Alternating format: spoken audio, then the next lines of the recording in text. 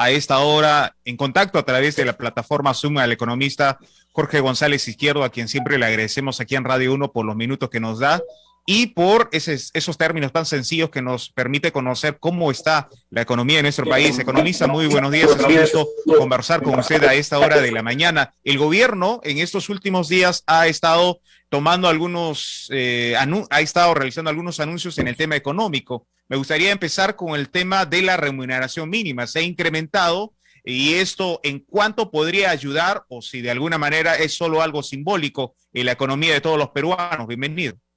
Muchas gracias, Richard, por la invitación. Una vez más a hablar acá en Tacna, una ciudad tan bonita y tan querida. Mira, el gobierno el día de ayer anunció dos tipos de medidas. El aumento en el sueldo mínimo de 930 a 1025, o sea, un poco más de 90 soles, ¿no? Y segundo, la reducción del IGB a algunos combustibles, producto de la negociación que hizo con los transportistas.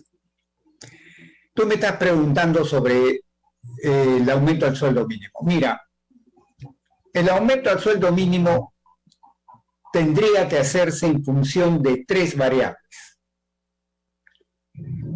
Tendría que reajustarse por la inflación transcurrida en el periodo. La última vez que se subió el sueldo mínimo fue en marzo o en abril del año 2018. O sea, ya han transcurrido 4 años. Entonces tendríamos que calcular la inflación de esos 4 años. Segundo, tendríamos que sumarle el aumento en productividad, que en esos 4 años haya tenido este tipo de mano de obra sujeto a sueldo mínimo. Y tercero, el estado de la demanda por trabajo, la oferta de trabajo, pero principalmente la demanda por empleo fundamentalmente de las empresas. Lo que ha hecho el gobierno, básicamente, principalmente, es reajustar un 10%, alrededor de 10% el sueldo mínimo, reajustar por inflación transcurrida. Y creo que no la ha reajustado por el 100%, ¿no? Pero no ha tomado en cuenta los otros dos factores y especialmente el tercero, que es el estado en que está la situación de empleo en el Perú. Y hoy día todavía en la situación de empleo, el empleo no ha regresado siquiera a los niveles que se tenía en prepandemia, el año 2019. Ni siquiera se han recuperado los puestos de trabajo adecuadamente productivos, perdidos a consecuencia de la pandemia en el año 2020. Ni siquiera se ha recuperado eso. Entonces, en ese contexto, no sería tan, digamos, adecuado haberlo subido a partir del 1 de mayo, ¿no? No sería tan adecuado porque sería como exigir algo a las empresas que no estarían en capacidad de dar, fundamentalmente a la micro y pequeña empresa. Yo no creo que la micro y pequeña empresa formal estén en condiciones de soportar un aumento en el sueldo mínimo, ¿no? Sin embargo, hay algo positivo, que te ha aumentado relativamente poco, porque ellos en un inicio, el gobierno del señor Castillo, lo quería subir a 1.100 o a 1.300 soles. Y lo ha terminado subiendo a 1.025. Si hubiera subido a 1.100 o 1.300, ahí sí hubiera provocado, Richard, graves problemas en la economía, ¿no? Entonces, con este aumento relativamente pequeño del sueldo mínimo, ha minimizado ese efecto negativo en la economía. Pero sí yo creo que hay que decir lo siguiente. Primero, va a producirse algo de despidos en la gente que hoy día gana sueldo mínimo, a un sector de ellos lo van a despedir porque muchas empresas no van a poder pagar esto. Segundo, los que sí conservan su trabajo se van a ver beneficiados porque van a recibir un aumento de más de 90 soles al mes. Ellos se van a beneficiar. ¿Y cuántos son? Yo creo que no hay cifras exactas. Uno lo dicen alrededor de 500.000, ayer el ministro de Economía ha dicho alrededor de 700.000, pero no hay cifras exactas, pero es una pequeña fracción de la fuerza laboral peruana la que está sujeta a sueldo mínimo, o sea, a quien estarías beneficiando. Tercero, va seguramente a inducir más informalidad. Si una micro o pequeña empresa no puede pagar, ¿sabe lo que va a hacer? No va a cerrar, no va a dejar de trabajar. ¿Sabe lo que va a hacer? Se va a volver informal. Le va a decir a su trabajador, oye, no te puedo pagar, es 1.025. Si quieres seguir trabajando conmigo, ya sabes cómo es. Entonces, la cosa me voy a pasar a la informalidad. Ese es mi análisis sobre el aumento en el sueldo mínimo. Sobre ese tema, economista, podríamos decir de que el gobierno ha tratado de encontrar un equilibrio entre la necesidad que tienen los peruanos con lo que estamos viviendo, pero en lo que las empresas también pueden dar a sus trabajadores. O sea, ¿se ha tratado de encontrar un equilibrio? Claro, pero en lo primero te digo que el sueldo mínimo le llega, si lo comparas ya con la población, los que ganan, los que se van a beneficiar con este aumento, Richard, son pues unos cuantos.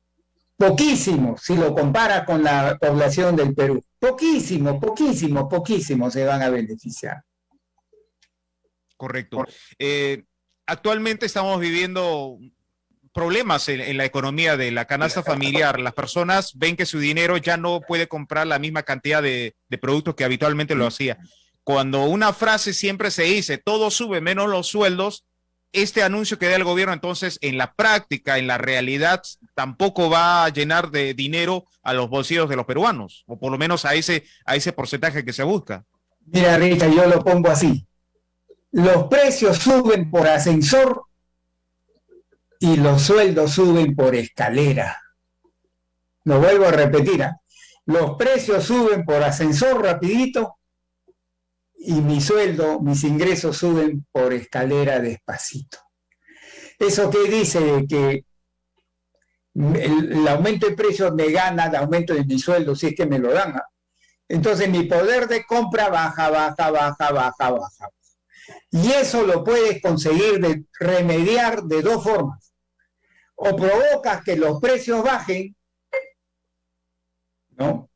O aumentas el ingreso.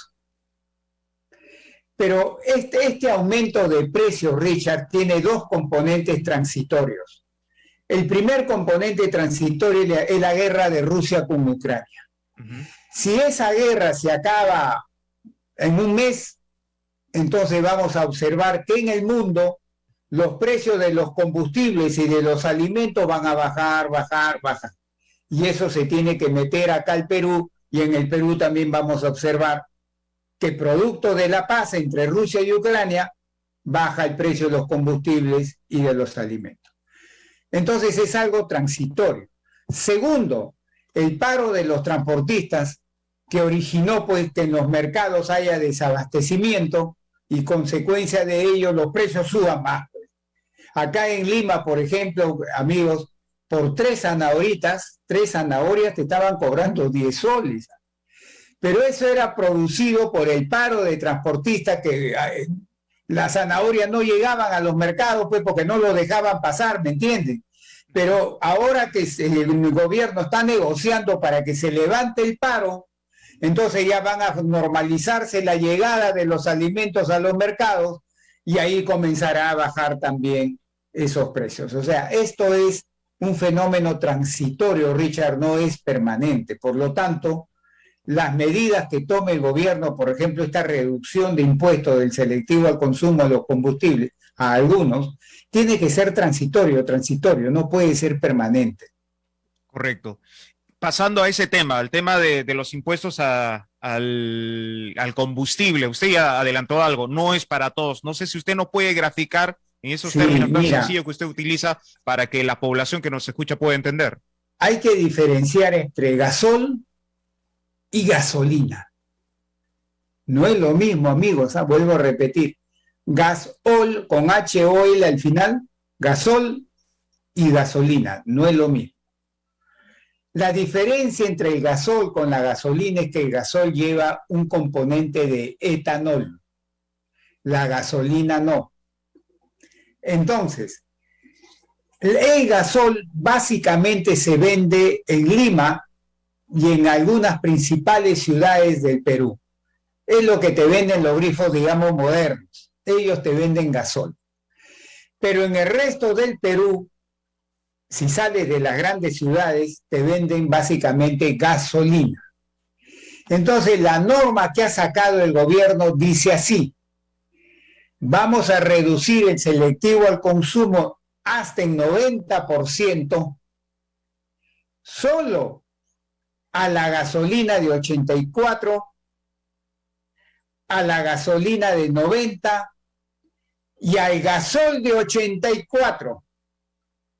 A esos tres nomás, amigos. O sea, si yo voy a un grifo moderno que vende gasol, no debo esperar que el gasol de 90 baje, no, a eso no le está llegando la norma, me están entendiendo, ¿no? Entonces hay que diferenciar entre gasolina y gasol. Correcto. ¿Cuál es el consumo masivo a nivel nacional? Entiendo que la gasolina podría tener un efecto. La gasolina, sí, bueno, porque el problema con esto, Richard, es que tiene que ser temporal, debe durar hasta que la inflación comience a bajar, 3 meses, 4 meses, 5 meses, no más. ¿Por qué? Por lo siguiente, Richard. Porque gasolina y gasol te lo consumen pues mucha gente. Te lo consume el pobre y te lo consume el no pobre. ¿Me estás entendiendo? Entonces, cuando tú subsidias, subsidiar es regalar dinero. Cuando tú subsidias, tú debes tratar de llegar como un rayo láser a quien de verdad lo necesite, que es el pobre. Pero bajando el precio de la gasolina de 84 y 90 y bajando el precio del gasol de 84, no solo estás llegando al pobre, también estás llegando a mucha gente que es no pobre. Entonces, por un tiempo de 3 meses, 4 meses, está bien que hagas, pero no muchos meses más. Porque no está llegando a quien de verdad debe de llegar, que es el pobre que lo necesita de verdad. ¿Y en esta exoneración se establece el plazo o todavía no? Sí, dicen 3 meses prorrogables a 9 meses. Correcto. Ahora, ¿cómo hacer para que eso en la práctica se sienta? Porque usted sabe que los grifos habitualmente no aplican de forma inmediata, porque dicen que el stock que tienen no ha sido adquirido en ese precio. Sí, tienen el argumento del stock, pero yo ya les he dicho ya que el argumento del stock, y que me disculpen los señores propietarios de grifos, ¿no? Y también Repsol y Petroperú, no solamente ellos, y los mayoristas también, ¿ah? Pero el argumento del stock lo usan asimétricamente. Miren, cuando en el mundo el precio del petróleo hace esto, ligerito, en días nomás acá ya suben. Pero cuando en el mundo el precio del petróleo hace esto, acá se demoran semanas, meses en bajar y bajan poquito. Entonces es un comportamiento asimétrico. Y ellos, ¿cómo dicen? No, pues, ¿por qué bajo poquito y me demoro en bajar? Porque yo compré la gasolina cuando estaba cara. Muy bien. Pero cuando ya compras, cuando está barato, ¿por qué no baja más fuerte y por qué no baja más rapidito? Pues. Entonces ese argumento del stock lo tienen que usar para arriba y para abajo rapidito también. ¿Cómo el Estado puede regular eso sin interferir con el libre mercado?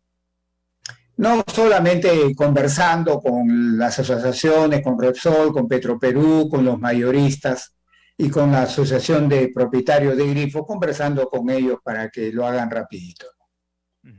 ¿Es casi apelar a la buena fe de las empresas? Así es, dentro de la economía de mercado que tenemos, sí. Correcto.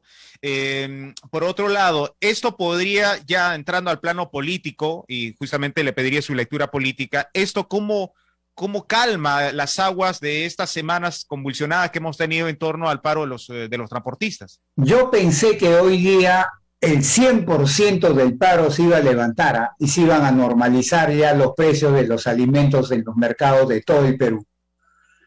Pero me he enterado por las noticias que ese levantamiento del paro es parcial, que en algunas ciudades del Perú sigue el paro y se ha agudizado porque ha agarrado ya el transporte de pasajeros.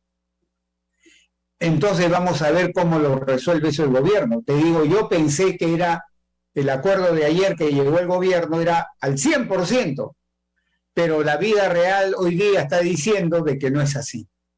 Y eso me ha preocupado. Entonces vamos a ver cómo resuelve eso el gobierno, los gremios que no están acatando el levantamiento del paro, que sí los hay a nivel nacional. Correcto. Usted ha hablado de medidas temporales que está aplicando el gobierno, pero ¿cómo hacer para que esto, nuestra economía no sea tan vulnerable? Sabemos que vivimos una economía globalizada. ¿Sabes cómo debe ser, Richard? Que ya no consumamos tanto petróleo o derivados de petróleo, que nos pasemos, por ejemplo, a consumir gas natural. Que el transporte público, el transporte de carga, por ejemplo, que sea con gas, no con diésel, no con petróleo. Entonces, si nos vamos saliendo del petróleo poco a poco, el día de mañana que hay otra guerra y sube el precio del petróleo, ya no me afecta, pues, porque yo produzco gas, acá en el Perú producimos gas.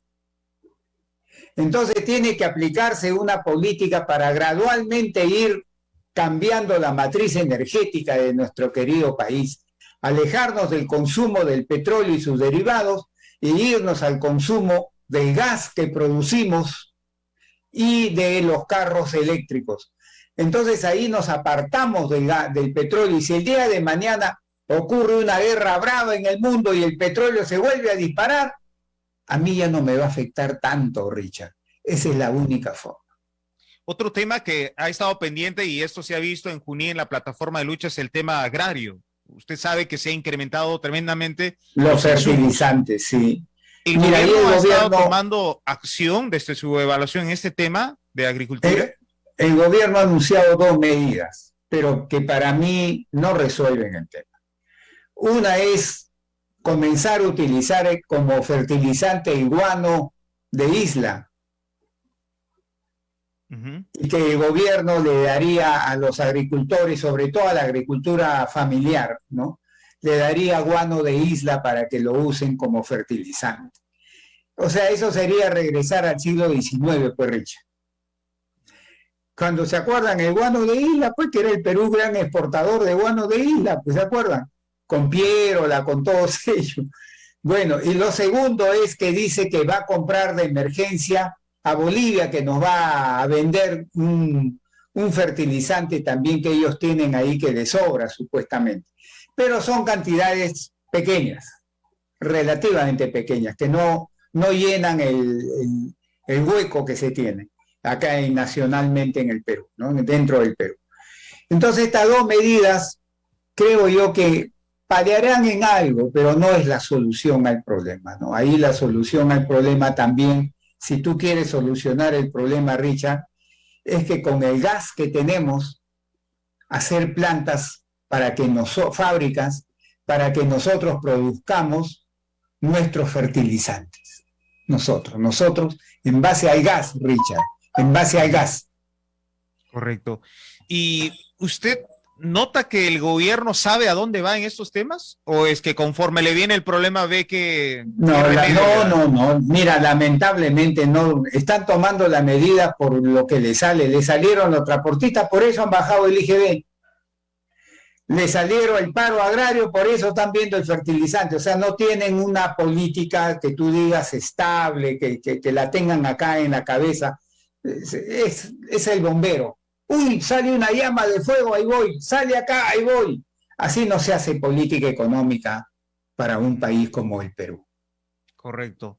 Muchos le echan la culpa a que la Constitución no permite que el Estado pueda hacer algo. ¿El Estado en realidad está atado de brazos o puede hacer algo? No. Mira, esto no se cambia con un cambio de Constitución. Eso sería una barbaridad sin nombre, ¿no? No. Acá los instrumentos que, mira, Richard, hacer una política para que el transporte público o use gas natural. Eso no tiene nada que ver con la Constitución, Richard. Esa es una política que han debido hacerse los gobiernos, desde los gobiernos anteriores. Hacer una política para que acá se haga fábricas de fertilizantes, esa es una política que se debe hacer desde gobiernos anteriores y no se ha hecho. Y eso no tiene nada que ver con la Constitución. Y así están resolviendo los problemas, no cambiando la Constitución, Richard. Correcto. Bueno, vamos a ver si las autoridades de turno se dan cuenta de que ellos ya están gobernando, porque usted habrá escuchado los últimos discursos del presidente de la República, que es más una queja sindical que un anuncio presidencial. Lamentablemente, en el gobierno no tenemos... Mira, Richard, cuando un país está en crisis, la historia ha demostrado que tiene que salir un líder para que nos conlleve a salir de la crisis. Winston Churchill fue el líder que necesitó Inglaterra para vencer a Hitler. De Gaulle fue el líder que necesitó Francia para vencer a Hitler. Y así te puedo seguir sacando ejemplos. Hoy día necesitamos un líder en el Perú que debiera de ser el presidente Castillo, pero está bien lejos de ser el líder que necesitamos para que conduzca a nuestro querido país a salir de la crisis en la que estamos. Correcto. Economista, le agradezco como siempre los minutos que usted nos da aquí en Radio 1. Muchas gracias. Gracias, Richard, y que Dios nos bendiga a todos nosotros.